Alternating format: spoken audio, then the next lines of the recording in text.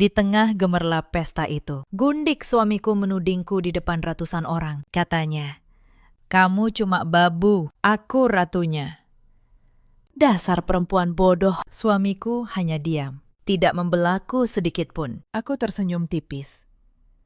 Mereka tidak tahu satu hal. Di balik gaun lusuh ini, aku menyimpan rahasia yang akan menghancurkan seluruh hidup mereka dalam satu malam. Halo, sahabat semua. Selamat datang kembali di channel ini. Sebelum kita mulai, tulis dari kota mana kalian menonton di kolom komentar. Jangan lupa dukung cerita ini dengan like dan subscribe. Nama saya Maya. 41 tahun. Sudah 5 tahun menjadi istri seorang pria bernama Reza. Pagi itu dimulai seperti pagi-pagi lain, sama membosankannya. Aku sudah berdiri di depan kompor sejak matahari belum benar-benar naik. Tanganku mengaduk nasi goreng. Bau bawang dan kecap memenuhi dapur. Tapi tak ada satu pun yang membangkitkan seleraku. Pikiranku melayang jauh, mengurai benang kusut 5 tahun pernikahan ini. Lalu terdengar langkah berat menuruni tangga. Tergesa-gesa, itu Reza. Ia muncul di ambang pintu dapur. Kemeja kerjanya sudah rapi. Dasinya masih menggantung longgar. Wajahnya ditekuk. Aura tidak puas. Itu sudah menjadi sarapan paginya setiap hari. Tanpa selamat pagi, tanpa senyum. Ia menarik kursi dengan kasar dan menjatuhkan tubuhnya. "Kopiku mana, Maya?" "Jam berapa ini?" "Kau tahu, aku ada rapat penting pagi ini." Suaranya menggelegar, memecah keheningan rumah. Tidak ada nada lembut, hanya perintah. Aku mematikan kompor. Aku menuangkan nasi goreng ke piring. Aku membuatkan kopi hitam kesukaannya. Langkahku tenang. Sudah sangat terlatih. Aku meletakkan hidangan itu di depannya, lalu berdiri di samping meja. Aku menatap laki-laki yang dulu berjanji menjadikanku cahaya hidupnya. Reza dulu lembut, penuh perhatian. Kini ia berubah arogan sejak menjabat sebagai direktur operasional di kantornya. Reza menyesap kopinya, lalu mendecak kesal. "Kurang manis. Sudah 5 tahun, bikin kopi begini saja masih salah. Tambahkan gula," perintahnya sambil menyodorkan cangkir kembali. Aku menerimanya tanpa membantah. "Baik, Mas." Aku berjalan ke arah pantry. Aku menambahkan setengah sendok teh gula. Aku mengaduknya perlahan. Sambil mengaduk, pikiranku berputar lagi. Reza tidak pernah tahu siapa aku sebenarnya. Ia selalu menganggapku wanita sederhana yang beruntung dinikahi pria sukses sepertinya. Ia melihatku sebagai ibu rumah tangga biasa, hanya tahu urusan dapur. Ia kerap merendahkanku. Katanya aku tidak mengerti apa-apa soal bisnis. Ia memintaku diam saja di rumah, menikmati hasil keringatnya. Padahal kenyataannya jauh dari itu. Aku adalah Maya Wijaksana, putri tunggal dari mendiang konglomerat yang mewariskan satu kerajaan bisnis raksasa kepadaku. Perusahaan holding milik keluargaku memiliki puluhan anak perusahaan di berbagai sektor. Tapi sebelum ayahku meninggal, aku berjanji pada diriku sendiri. Aku akan mencari suami yang mencintaiku apa adanya, bukan karena hartaku. Maka saat aku bertemu Reza 5 tahun lalu, ia hanya pria pekerja keras yang sederhana. Aku memutuskan menyembunyikan identitasku. Aku memakai nama belakang ibuku. Aku hidup merakyat bersamanya. Aku ingin ia bangga dengan pencapaiannya sendiri. Tapi kekuasaan ternyata meracuninya. Semakin tinggi jabatannya, semakin ia menginjak harga diriku. Dan yang paling parah, ia mulai mengkhianati kesetiaanku. Aku masih ingat ulang tahun pernikahan kami yang kelima, 3 bulan lalu. Aku memasak makan malam favoritnya. Aku menunggu sampai tengah malam. Reza pulang dengan bau parfum asing, mengatakan ada lembur mendadak. Lilin di meja makan sudah meleleh habis. Ia bahkan tidak ingat tanggal berapa hari itu. Malam itu, aku tidak menangis. Aku hanya membereskan meja dalam diam. Dan di dalam hatiku ada sesuatu yang akhirnya patah. Bukan patah karena sedih, tapi patah karena selesai. Sejak malam itu, aku berhenti berharap. Aku mulai menyusun rencana. Nanti malam, dandan yang rapi, tapi sewajarnya. Jangan berlebihan, ucap Reza, membuyarkan lamunanku. Ia menyuap nasi gorengnya cepat-cepat tanpa menatapku. "Nanti malam ada acara?" tanyaku datar. "Perayaan ulang tahun perusahaan di Hotel Bintang 5. Sebagai direktur, aku wajib hadir membawa pasangan," jawabnya dingin. Matanya menyapu penampilanku dari atas ke bawah. Tatapan menilai yang merendahkan. Pakai baju yang pantas. Jangan daster atau baju murahan yang biasa kau pakai. Aku tidak mau kau mempermalukanku di depan kolega dan bos. Ia melanjutkan dengan nada makin tajam. Kalau ada yang mengajak bicara soal bisnis, senyum saja. Jangan sok pintar. Kau tidak mengerti apa-apa. Kata-kata itu meluncur begitu saja. Seakan aku makhluk tak berotak yang memalukan untuk dibawa ke ruang publik. Aku menarik napas perlahan. Aku menekan amarah yang mendidih di dada. Jika saja ia tahu. Bulan lalu, perusahaan holding milikku baru saja mengakuisisi tempatnya bekerja. Jika saja ia tahu. Bos besar yang ia takuti dan ia segani itu sebenarnya bawahan langsungku. Iya, Mas. Aku akan bersiap. Aku tidak akan mempermalukanmu. Jawabku dengan senyum tipis yang penuh arti. Reza mendengus. Ia menghabiskan kopinya satu tegukan, lalu berdiri. Aku pulang jam 6 sore. Pastikan kau sudah siap. Aku tidak suka menunggu. Tanpa ciuman, tanpa pamit.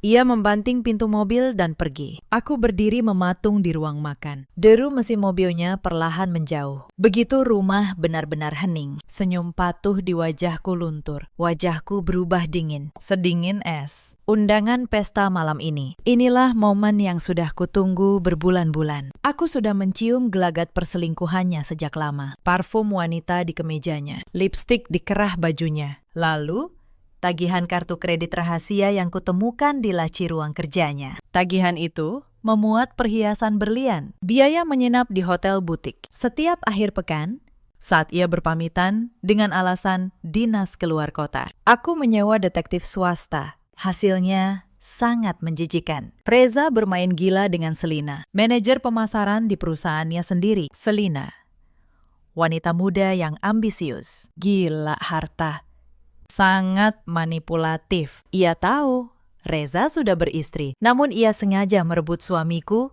demi memuluskan karir dan gaya hidup mewahnya. Mereka bermesraan di kantor, menipu semua orang, menjadikan pernikahanku sebagai lelucon di belakang punggungku. Aku berjalan ke kamar utama di lantai 2. Kubuka lemari besar yang dipenuhi kemeja dan jas mahal Reza. Pakaianku hanya menempati satu sudut kecil. Aku menggeser laci paling bawah. Laci rahasia yang kuncinya selalu kubawa. Dari dalamnya, aku mengeluarkan kotak panjang berbalut beludru hitam.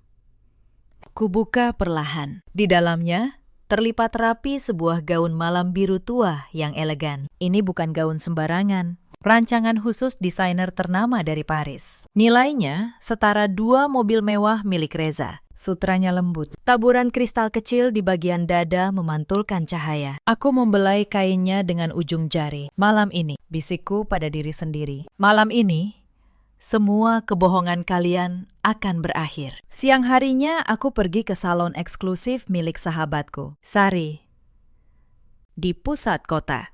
Aku merawat diri. Rambutku ditata menjadi sanggul modern yang elegan. Beberapa helai dibiarkan membingkai wajahku. Riasanku tajam, tapi tidak berlebihan. Lipstik merah marun gelap kupilih untuk kesan tegas dan berkuasa. Sari menatapku lewat cermin. Akhirnya, Bu, setelah 5 tahun, aku menunggu malam ini. Aku tersenyum padanya. Malam ini, Sari, hanya malam ini, aku kembali ke rumah. Aku mengenakan gaun biru malam itu. Gaun itu melekat sempurna, memperlihatkan siluet yang selama ini kusembunyikan di balik daster longgar. Aku menatap diriku di depan cermin. Maya Wijaksana telah kembali. Wanita di cermin ini bukan istri yang bisa diinjak-injak, melainkan seorang pemimpin yang siap mengeksekusi pengkhianatnya. Namun pertunjukan belum dimulai. Reza tidak boleh melihat penampilan asliku sebelum kami tiba di sana. Aku membuka lemari. Aku mengambil jas hujan panjang model kuno berwarna coklat kusam yang sangat kebesaran. Aku mengenakannya. Aku mengancingkannya rapat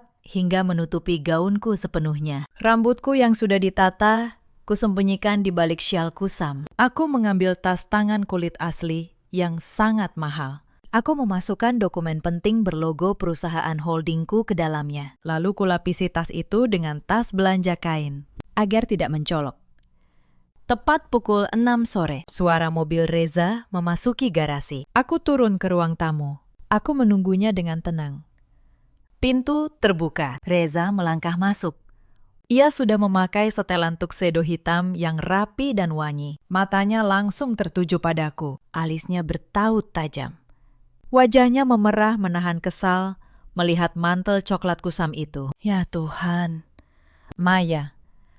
Penampilan macam apa itu? Bentaknya. Marah. Menunjuk-nunjuk pakaianku. Sudah kubilang pakai baju yang pantas. Kenapa kau malah memakai mantel gembel? Kau mau membuatku malu di depan semua direksi. Aku menundukkan kepala. Aku memasang wajah polos dan ketakutan yang biasa kutunjukkan padanya. Maaf, tadi sore udara dingin. Aku pakai mantel ini biar tidak masuk angin di jalan. Nanti sampai hotel. Mantelnya aku lepas. Reza memijat pelipisnya. Frustrasi memiliki istri sepertiku. Terserah. Pokoknya, sebelum masuk ruang pesta, lepaskan mantel gembel itu. Dan tas kain apa pula itu? Memalukan. Iya, Mas. Maafkan aku. Jawabku cepat. Cepat masuk mobil. Kita sudah hampir terlambat. Perintahnya. Lalu berbalik keluar tanpa membukakan pintu untukku. Aku mengikuti langkahnya dengan senyum tersembunyi. Di dalam mobil, keheningan menemani perjalanan. Reza sibuk dengan ponselnya. Sesekali tersenyum sendiri membaca pesan masuk. Aku tahu pasti, pesan itu dari Selina. Wanita itu pasti sedang berdandan, bersiap tampil memukau dan merebut perhatian semua orang, termasuk suamiku. Jalanan ibu kota malam itu padat. Perjalanan ke hotel memakan lebih dari 1 jam. Reza terus menggerutu, menyalahkan macet, menyalahkan cuaca, bahkan menyalahkanku yang katanya terlalu lamban saat bersiap. Aku hanya diam, menatap lampu jalanan dari kaca jendela. Setiap kali ia memaki aku bodoh, aku hanya menggenggam erat tas kainku. Di dalam tas ini tersimpan surat kuasa, catatan, dan bukti mutasi rekening yang akan menjadi akhir dari segalanya. Ia pikir ia membawa seorang babu ke pesta megah ini, padahal ia sedang mengantar Algojo menuju panggung eksekusinya sendiri. Mobil berbelok memasuki pelataran lobi hotel yang megah. Petugas valet berseragam rapi membukakan pintu. Reza turun lebih dulu, merapikan jasnya penuh gaya. Aku menyusul turun perlahan. Sebelum melangkah masuk, Reza membisikkan sesuatu di telingaku. Ingat, jangan banyak bicara. Jangan mempermalukanku. Kalau perlu, duduk saja di sudut. Jangan berbaur dengan istri direktur lain. Mereka bukan levelmu. Aku mengangguk patuh. Baik. Mas, aku mengerti posisiku. Ya, aku sangat mengerti posisiku. Dan malam ini, aku akan memastikan kau dan gundikmu juga mengerti posisi kalian yang sebenarnya. Di bawah kakiku, lobi hotel bintang 5 itu menyilaukan mata. Lantai marmer putih memantulkan cahaya lampu gantung kristal. Alunan musik klasik menyambut setiap tamu. Para tamu, sebagian besar karyawan dan direksi, berlalu lalang dengan pakaian terbaik. Jas mahal dan gaun malam beraneka warna menghiasi pemandangan. Reza berjalan dengan langkah lebar dan dada membusung. Sesekali mengangguk ramah pada kolega. Berpura-pura menjadi pria hangat dan bersahabat. Sementara aku berjalan beberapa langkah di belakangnya. Tepat sebelum pintu aula, aku melipir ke ruang penitipan barang. Aku melepaskan syal kusam di kepalaku. Aku membuka kancing jas hujan coklat itu. Aku membuang tas kain belanja yang menutupi tas tanganku. Petugas penitipan barang terpaku melihat perubahanku. Dari wanita lusuh menjadi sosok anggun dengan gaun biru malam yang memeluk tubuh dengan sempurna. Aku tersenyum tipis pada petugas itu. Aku merapikan rambutku sejenak, lalu melangkah menyusul Reza memasuki aula utama. Sayangnya, Reza tidak menyadari perubahanku. Begitu masuk, ia langsung meninggalkanku di dekat pintu. Kau cari tempat duduk sendiri di sana, di sudut, dekat meja makanan penutup. Perintahnya tergesa, menunjuk meja kecil yang jauh dari panggung. Aku harus menemui dewan direksi dan menyapa klien penting. Jangan mengikutiku. Jangan membuat kekacauan. Tunggu sampai acara selesai. Tanpa menunggu jawabanku, Reza berbalik. Ia membelah kerumunan, meninggalkanku sendirian seperti anak hilang. Aku menatap punggung suamiku yang menjauh dengan tatapan datar. Benar-benar laki-laki tak tahu diri. Ia membawa istri sahnya hanya sebagai syarat formalitas, lalu membuangnya ke sudut ruangan agar tidak mengganggu kesenangannya. Namun ini justru memudahkan rencanaku. Aku melangkah anggun menuju meja sudut yang ditunjuknya. Aku berjalan melintasi kerumunan. Aku bisa merasakan beberapa pasang mata menilai gaun biru malamku. Meski tidak mencolok, gaun ini memancarkan aura yang tidak bisa disembunyikan dari mata yang paham mode. Tapi tak ada yang mengenaliku sebagai istri direktur operasional. Mereka hanya memandang kagum tanpa berani menyapa. Aku duduk di kursi sudut yang temaram. Aku memesan air mineral. Aku mulai mengamati seluruh ruangan, seperti elang yang mengintai mangsanya. Sekitar 15 menit kemudian, pintu utama aula kembali terbuka. Dan kali ini, perhatian seluruh ruangan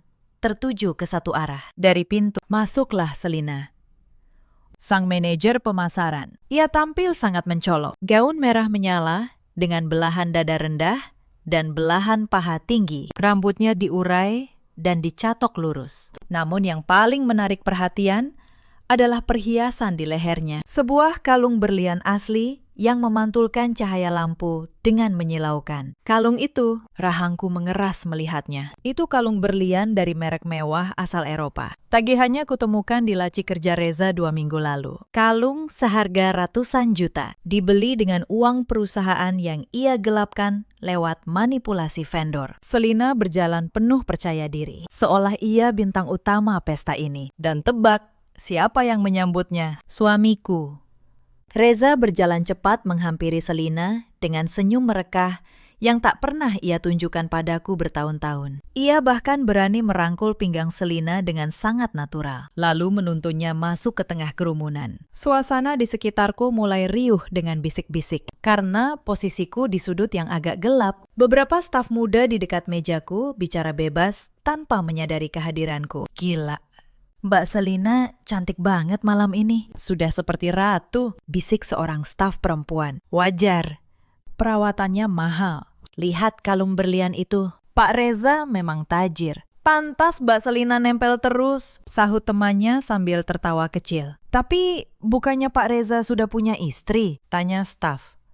Pria memegang gelas. Halah, istrinya Pak Reza cuma ibu rumah tangga biasa. Kudengar dari HRD, istrinya kampungan. Cuma bisa di rumah, ngurus dapur. Pak Reza butuh pendamping selevel, yang pintar dan elegan seperti Mbak Selina. Dengar-dengar, mereka mau menikah. Istri tuanya pasti dicerai. Mendengar gunjingan itu, darahku berdesir panas. Namun, aku memaksa diriku tersenyum. Lucu sekali.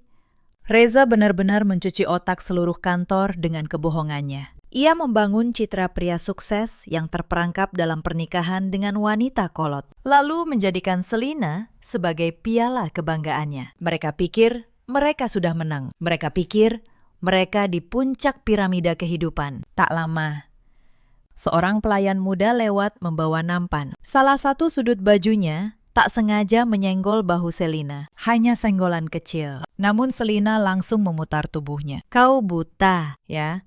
Tahu ini gaun seharga berapa? Hardiknya keras, membuat pelayan itu menunduk dalam-dalam dan meminta maaf berkali-kali. Reza yang berdiri di sampingnya bukannya menengahi, ia justru ikut menatap pelayan itu dengan jijik. Cari pegawai yang lebih becus lain kali, katanya dingin.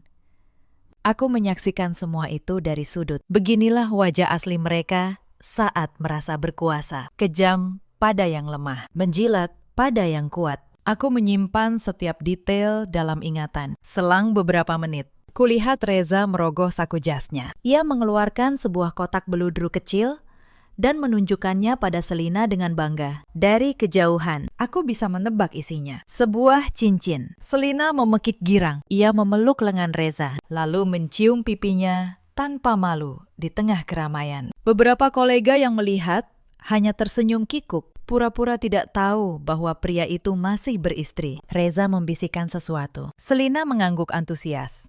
Matanya berbinar. Aku sudah tahu apa yang mereka rencanakan. Cincin itu. Janji pernikahan setelah perceraian yang mereka kira tinggal selangkah lagi. Mereka sedang merancang masa depan di atas reruntuhan pernikahanku. Menggunakan uang yang mereka curi dari perusahaanku. Aku menggenggam tasku sedikit lebih erat. Di dalamnya, kebenaran sudah menunggu untuk dilepaskan. Beberapa saat kemudian, mata Selina tanpa sengaja menyapu ke sudut ruangan. Pandangannya bertabrakan denganku. Aku menatapnya datar, tanpa berkedip. Selina sempat terkejut. Mungkin ia tidak mengenaliku pada pandangan pertama. Gaun dan riasanku sangat berbeda. Tetapi kemudian ia menyadari siapa yang menatapnya. Senyum manja di wajahnya perlahan memudar, digantikan seringai licik. Saat itu, Reza dipanggil pembawa acara untuk bersiap di panggung bersama direksi. Ia berjalan menjauh.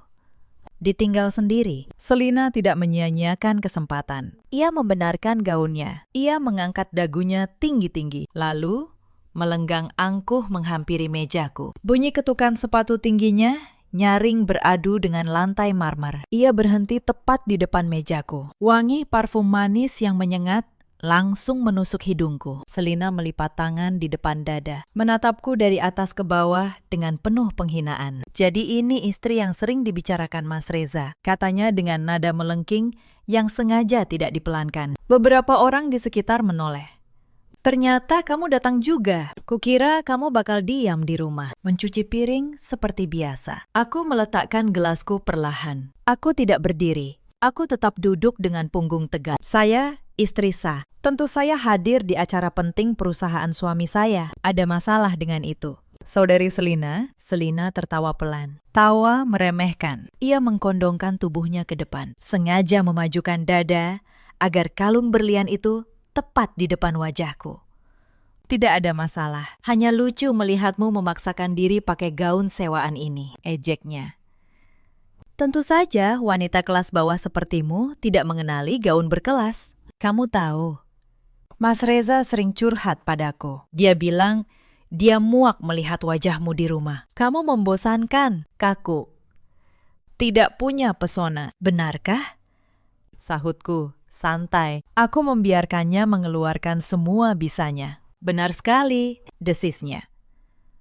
Ia memegang bandul kalung dengan jari berkuku merah. Lihat kalung ini, hadiah dari Mas Reza minggu lalu. Untuk merayakan anniversary hubungan kami. Dia bilang, aku pantas memakai berlian. Karena aku bercahaya, tidak seperti istrinya yang suram seperti batu. Kamu di sini cuma pajangan formalitas yang tidak ada harganya. Aku menatap kalung itu. Uang perusahaanku. Uang dari perusahaan peninggalan ayahku. Digunakan pria parasit untuk membeli kalung bagi seorang perempuan ambisius. Ironi yang menggelikan. Kalung yang sangat indah, ujarku datar. Tapi hati-hati, Selina. Perhiasan mewah bisa mencekik leher pemakainya jika didapat dengan cara yang kotor. Wajah Selina memerah karena tersinggung. Matanya melotot marah. Ia menegakkan tubuhnya. Rahangnya mengeras. Jaga mulutmu. Perempuan kolot.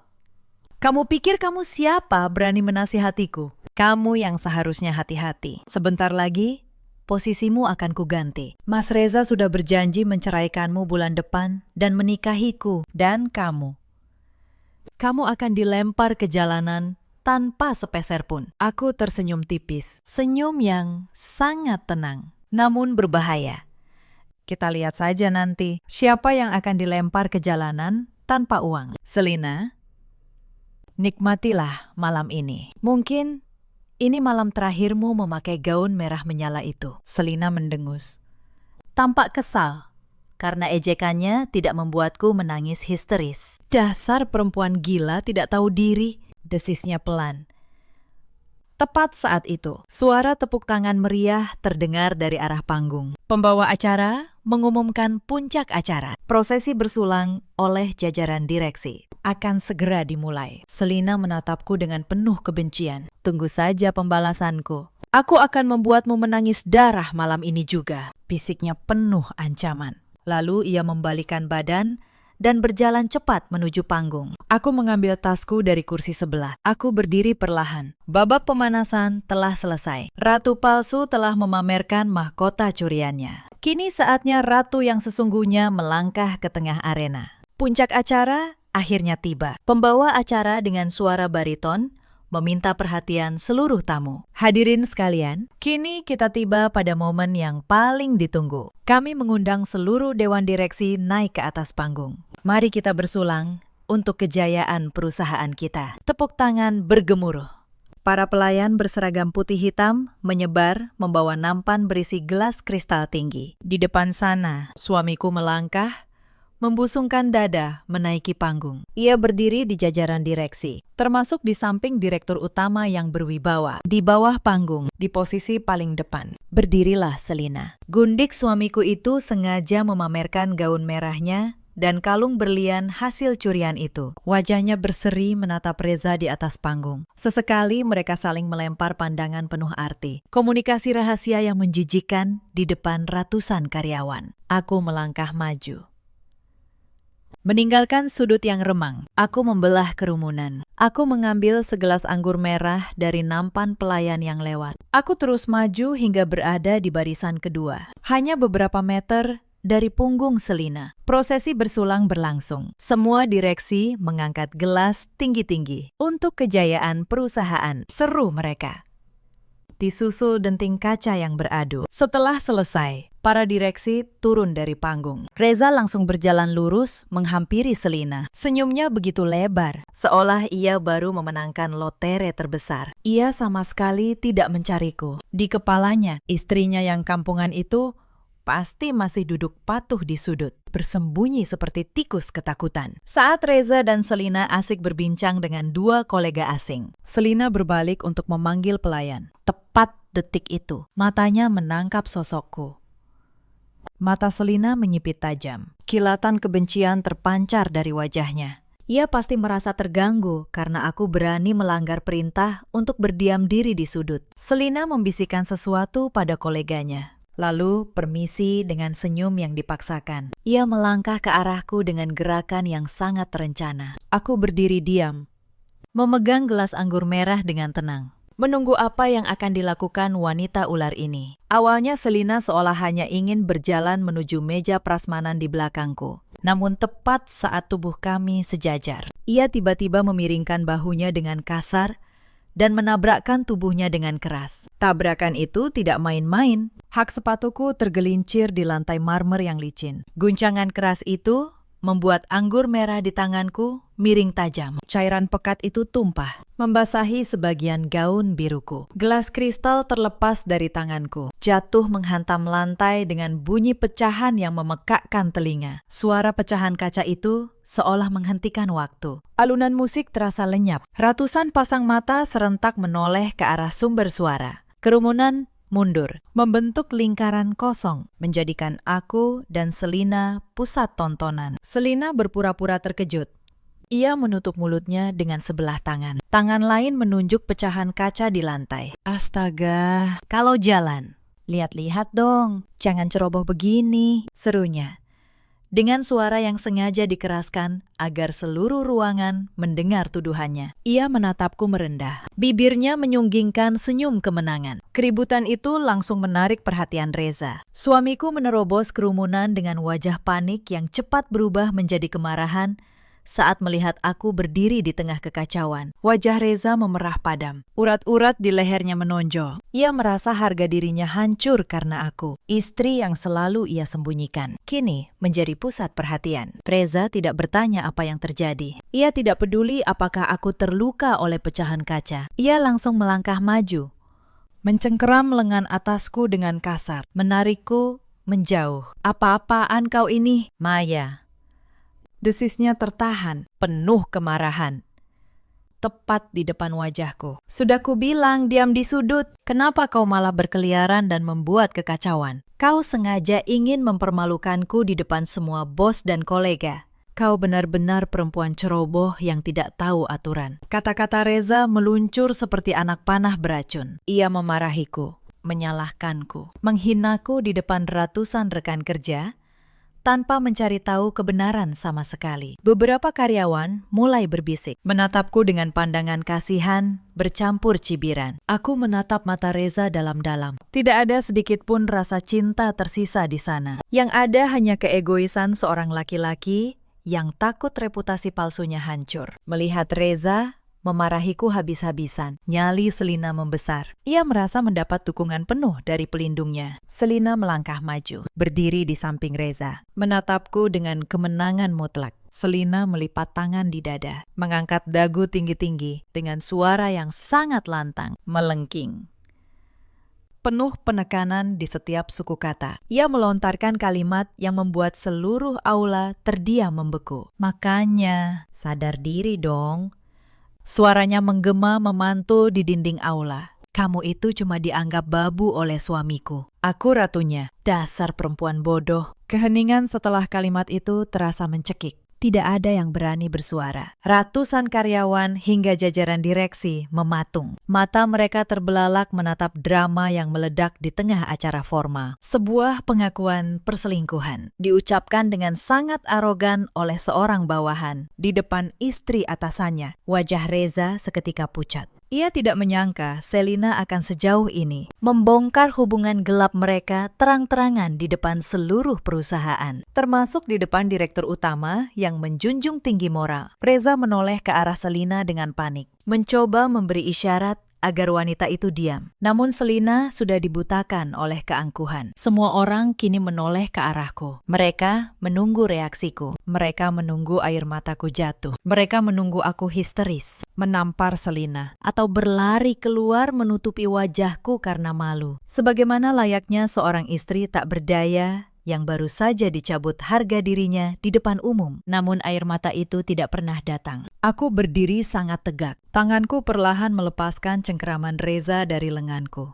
Aku menunduk sedikit, menatap noda merah anggur di ujung gaunku. Lalu, ku angkat kepalaku perlahan. Aku menatap mata Selina yang masih tersenyum penuh kemenangan. Lalu, aku mengulas sebuah senyum. Bukan senyum kesedihan, melainkan senyum tipis, elegan, dan sangat mematikan. Senyum seorang pemangsa yang baru melihat mangsanya masuk dengan sukarela ke dalam jebakan. Senyum tipisku membuat raut kemenangan Selina sedikit memudar, digantikan kerutan kebingungan di dahinya. Ia pasti bertanya-tanya, mengapa perempuan yang selalu dianggap bodoh ini tidak menangis atau marah? Reza pun tertegun melihat ketenanganku. Ia mengenalku sebagai wanita penurut yang selalu menundukkan kepala. Namun wanita yang berdiri di hadapannya saat ini memancarkan aura dominasi yang belum pernah ia lihat. Dengan gerakan santai dan anggun, aku mengambil serbet kain putih dari meja terdekat. Aku mengelap sisa anggur di pergelangan tanganku. Aku melipat serbet itu rapi, lalu meletakkannya kembali. Tidak ada tangan yang gemetar, tidak ada nafas yang tersengal. Ketenanganku kontras dengan suasana ruangan yang tegang luar biasa. Tanpa mengucapkan sepatah kata pun pada suamiku maupun gundiknya, aku mulai melangkah maju. Sepatu hak tinggiku mengetuk lantai marmer, menciptakan ritme yang teratur dan penuh wibawa. Aku berjalan melewati Reza dan Selina begitu saja, seolah mereka hanya dua patung lilin tak berharga yang menghalangi jalanku. Kerumunan yang tadinya rapat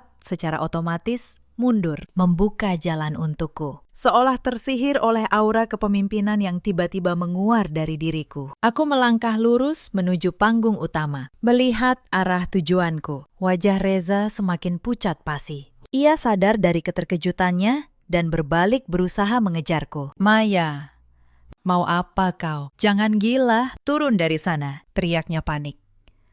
Setengah berlari, namun langkahnya terhenti. Dua pria tegap berjas hitam yang sedari tadi berdiri mengawasi, tiba-tiba melangkah maju menghalangi dadanya. Mereka adalah petugas keamanan pribadiku yang sudah kuperintahkan untuk bersiap. Reza mencoba mendorong mereka, namun kedua pria itu berdiri sekokoh tembok. Aku menaiki anak tangga panggung dengan tenang. Pembawa acara mematung dengan mulut terbuka, tak berani menahan saat aku mengulurkan tangan, mengambil mikrofon dari genggamannya. Aku berjalan ke tengah panggung, berdiri di bawah sorotan lampu utama. Aku menatap ratusan pasang mata yang kini tertuju padaku dengan rasa penasaran luar biasa. Mataku menyapu seluruh ruangan, hingga berhenti tepat pada sosok Selina yang berdiri kaku, dan Reza yang meronta di bawah panggung. Aku mengangkat mikrofon ke bibirku. Selamat malam. Hadirin sekalian yang terhormat, suaraku mengalun jernih. Tenang, penuh ketegasan. Saya mohon maaf jika insiden kecil barusan sedikit mengganggu suasana perayaan yang luar biasa ini. Ratusan tamu benar-benar diam, terpaku pada setiap kataku. Saya ingin mengucapkan terima kasih secara khusus kepada saudari Selina. Lanjutku. Memfokuskan pandangan ke wanita bergaun merah itu. Terima kasih. Selina sudah mengingatkan posisi saya dengan sangat lantang di depan semua orang. Aku menjeda kalimatku, membiarkan ketegangan memuncak. Selina menelan ludah dengan susah payah. Firasat buruk mulai merayapi wajah angkuhnya. Memang benar, aku melanjutkan dengan senyum simpul. Di rumah kontrakan sederhana itu, saya seorang istri yang melayani suaminya. Saya menyetrika baju dan menyiapkan kopi setiap pagi. Suami saya selalu menganggap saya ibu rumah tangga bodoh yang tidak mengerti apa-apa tentang bisnis. Ia mengira saya hanya beban yang beruntung menumpang hidup dari gajinya. Mataku beralih menatap Reza. Laki-laki itu kini berdiri diam, napasnya memburu. Keringat dingin menetes di pelipisnya. Tapi itu di rumah, sayangnya. Saudari Selina dan saudara Reza lupa di mana mereka sedang berpijak saat ini. Suaraku perlahan berubah tajam. Menggema memantul di dinding aula. Di gedung ini, di bawah atap perusahaan ini. Status saya bukanlah seorang babu. Dan tentu saja bukan sekedar istri formalitas dari seorang direktur operasional. Aku merogoh tas kulit di tanganku. Dari dalamnya, aku mengeluarkan sebuah map tebal berwarna merah tua, berlambang emas. Map berisi dokumen paling krusial bagi nyawa perusahaan ini. Aku membuka map itu dan mengangkatnya tinggi-tinggi. Di gedung ini, nama saya adalah Maya Wijaksana. Seruku lantang, menyebutkan nama belakang keluarga konglomerat yang sudah melegenda di dunia bisnis nasional. Nama yang selama 5 tahun ini kusembunyikan rapat-rapat dari Reza. Mendengar nama Wijaksana, suara napas tertahan serentak terdengar dari meja VIP dan direksi di barisan depan. Direktur utama perusahaan, seorang pria parubaya bernama Pak Hendra, yang sedari tadi menonton dengan bingung. Tiba-tiba membelalakkan matanya. Ia langsung berdiri dari kursinya dengan wajah sangat terkejut. Dan aku melanjutkan tanpa memedulikan keterkejutan mereka. Menunjuk dokumen di tanganku. Adalah pemilik tunggal dari Wijaksana Holding Group. Perusahaan raksasa yang baru saja mengakuisisi 65% saham mayoritas perusahaan kalian bulan lalu. Yang artinya mulai malam ini, sayalah pemilik sah dari gedung ini, perusahaan ini.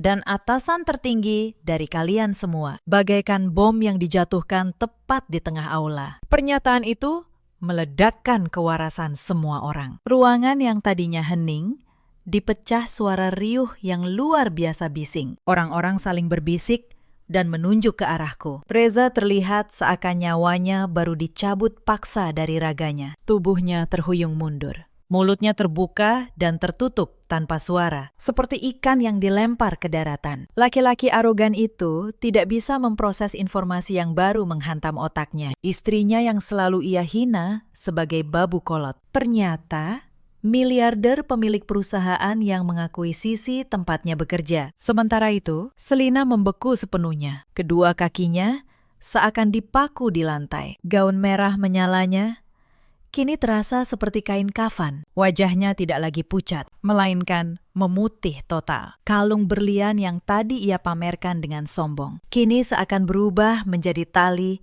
yang menjerat lehernya sendiri. Untuk memvalidasi ucapanku, Pak Hendra melangkah tergesa mendekati panggung. Ia merapikan jasnya dengan tangan gemetar, lalu membungkukkan badan sangat dalam ke arahku, memberikan penghormatan tertinggi di depan ratusan karyawannya. Selamat malam, Ibu Maya Wijaksana, ucap Pak Hendra dengan suara bergetar yang tertangkap mikrofon. Sebuah kehormatan luar biasa bisa menyambut kedatangan Anda secara langsung. Kami memang sudah mendapat informasi dari direksi pusat bahwa pemilik baru akan hadir malam ini secara rahasia. Namun kami benar-benar tidak menyangka bahwa itu adalah Anda, Ibu.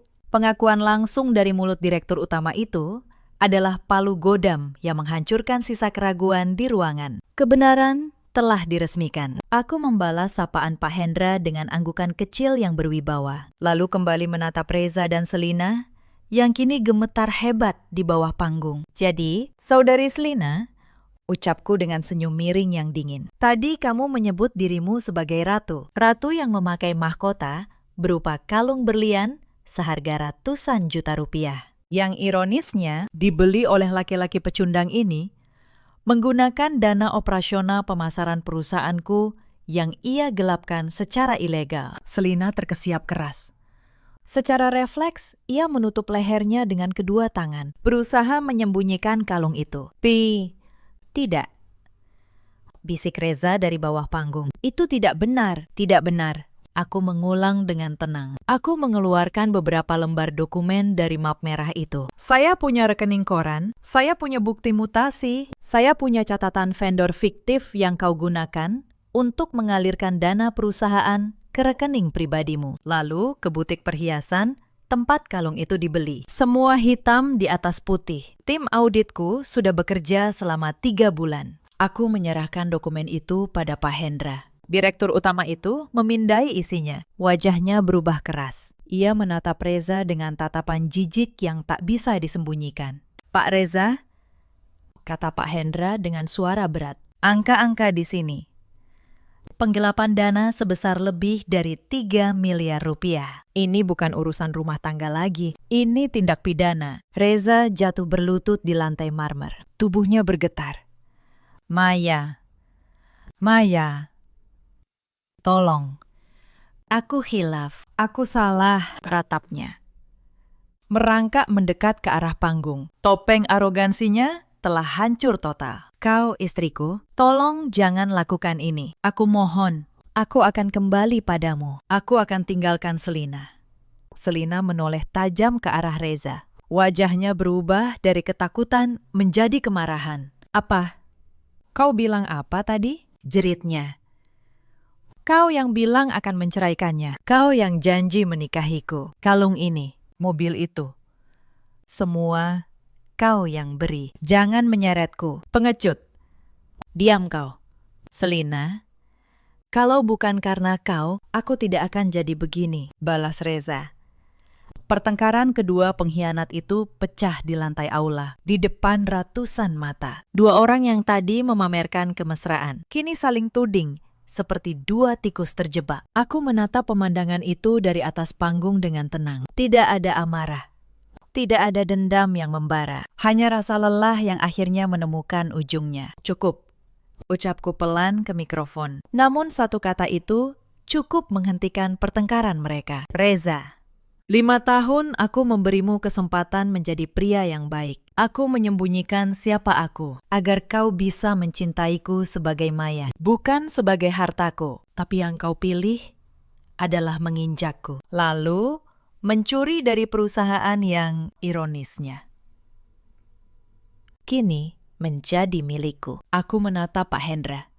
Saya serahkan semua dokumen ini ke kepolisian dan kejaksaan besok pagi. Sebagai pemilik mayoritas, saya minta kedua orang ini diberhentikan dengan tidak hormat malam ini juga. Dan saya akan menuntut mereka sampai tuntas atas penggelapan dan pencucian uang. Baik, Ibu Maya, akan kami laksanakan, jawab Pak Hendra membungkuk. Petugas keamanan mulai mendekati Reza dan Selina. Selina menjerit histeris saat lengannya dipegang. Lepaskan aku, kalian tidak tahu siapa aku, teriaknya. Justru kami baru tahu siapa Anda, Mbak, jawab petugas itu datar. Reza tidak melawan. Ia hanya menatapku dari lantai, mata kosong.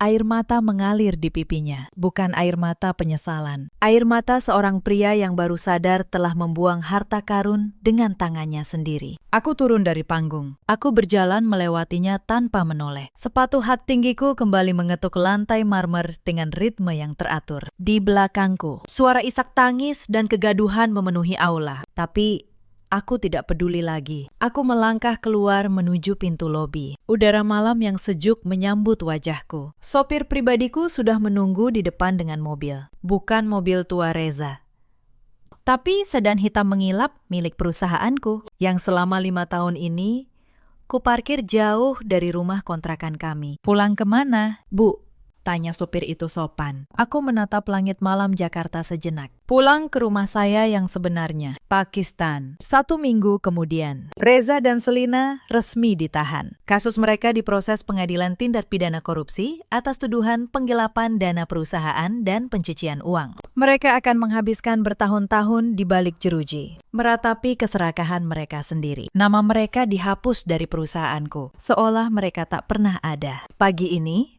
udara Jakarta terasa menyegarkan. Aku berdiri di lobi utama Gedung Wijaksana Holding Group. Ratusan karyawan, dari staf keamanan hingga dewan direksi, berdiri berjajar rapi menyambut kedatanganku. Tepuk tangan membahana saat aku melintasi pintu kaca otomatis. Aku berjalan anggun menyusuri lantai marmer. Ini bukan karpet penuh kepalsuan seperti di pesta hotel waktu itu. Ini adalah jalan yang memang seharusnya menjadi milikku. Aku tidak lagi memakai nama belakang ibuku. Aku adalah Maya Wijaksana, pewaris tunggal kerajaan bisnis terbesar di negeri ini. Aku memasuki ruang rapat direksi yang luas berdinding kaca. Puluhan eksekutif dari berbagai anak perusahaan langsung berdiri menundukkan kepala dengan hormat saat aku masuk. Aku berjalan menuju ujung meja panjang kayu mahoni. Aku menempati kursi utama yang selama beberapa tahun ini dibiarkan kosong sepeninggal ayahku. Aku duduk. Aku menatap satu persatu wajah para pemimpin perusahaan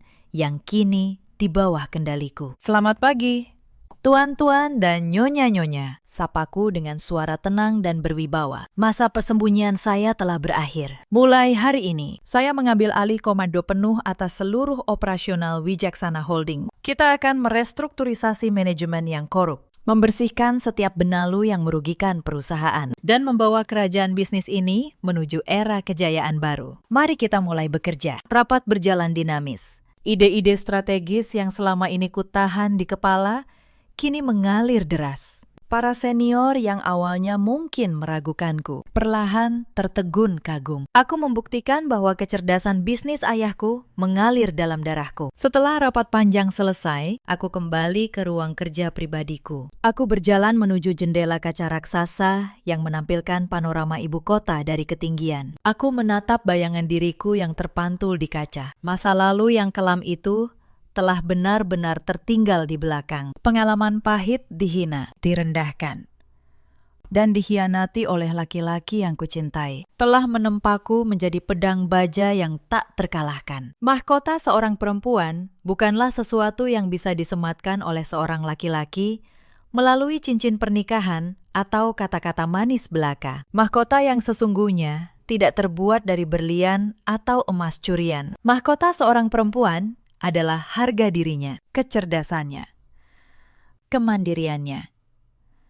dan keberaniannya untuk berdiri tegak. Aku telah merebut kembali mahkotaku dengan kedua tanganku sendiri. Cerita ini mengajarkan satu hal sederhana. Jangan pernah menilai seseorang perempuan dari pakaian yang ia kenakan atau dari betapa pendiamnya ia. Dan jangan pernah mengkhianati orang yang paling tulus mencintaimu, karena bisa jadi dialah satu-satunya yang menahan dirimu agar tidak jatuh. Ada banyak perempuan di luar sana yang sepertiku dulu. Diam bukan karena lemah, tapi karena memilih bersabar. Menahan hinaan demi sebuah pernikahan yang mereka kira masih bisa diselamatkan. Ada juga banyak laki-laki seperti Reza di luar sana yang silau oleh jabatan dan kemewahan sesaat, lalu lupa siapa yang berdiri di sampingnya saat ia bukan siapa-siapa. Dan ada pula para perempuan seperti Selina yang mengejar mahkota pinjaman tanpa sadar bahwa mahkota curian hanya akan menjerat leher mereka sendiri. Dalam hidup, kita semua punya pilihan. Memilih untuk tetap menjadi babu dalam hidup kita sendiri, atau bangkit dan merebut kembali tahta yang memang milik kita. Jika kalian punya kisah serupa, ceritakan di kolom komentar. Dari kota manapun kalian menonton, terima kasih sudah menemani sampai akhir. Sampai jumpa di cerita berikutnya.